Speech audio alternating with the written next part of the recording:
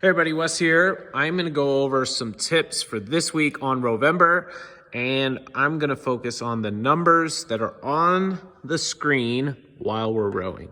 So first, I'm in this big display screen. I like to do this one if I'm just rowing meters. A lot of times in the workouts right now, if we have calories, we're gonna row for, let's see.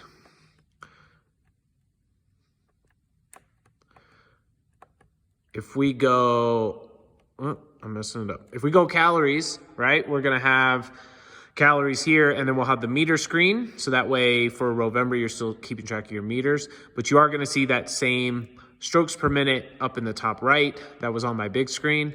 So we'll be able to show you that too.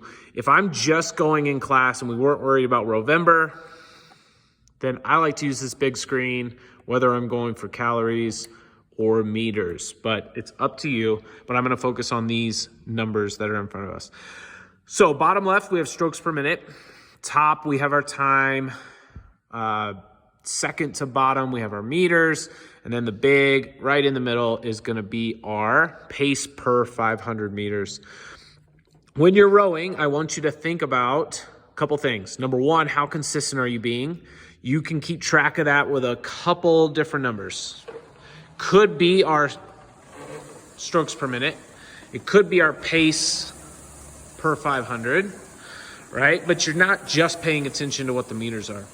So for example, I can have a very consistent strokes per minute, but it depends on how hard I'm actually rowing each time to see whether that pace per 500 meters goes down.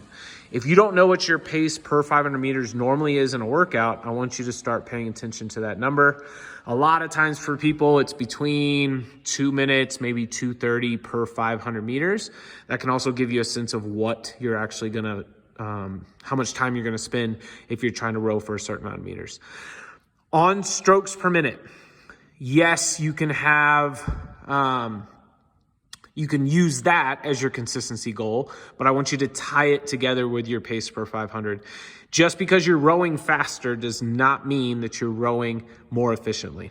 That could, just because you have strokes per minute going really fast does not mean you're getting a big, strong pull, which means if your pace per 500 meters is not down towards your faster times, then you're not rowing efficiently enough. So if that's the case, you might want to slow down your strokes per minute and see if you can get your pace per 500 down. But that's just an idea of something that you can look at for this week's tips on Rowvember.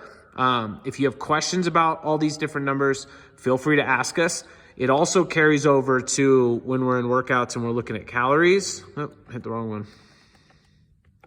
If we're looking at our calories, right, we have calories per hour. And so this screen is very similar to the last one I was on, but now I'm gonna look at my calories per hour number instead of my pace per 500. So I'll use whatever that number is on my calories per hour to see if I'm rowing consistently in my workout, okay? And definitely workout to workout, all right? So if you have questions, you know who to ask, and we'll see you. Keep it up on Rowvember. Everybody's doing great. Awesome job. See ya.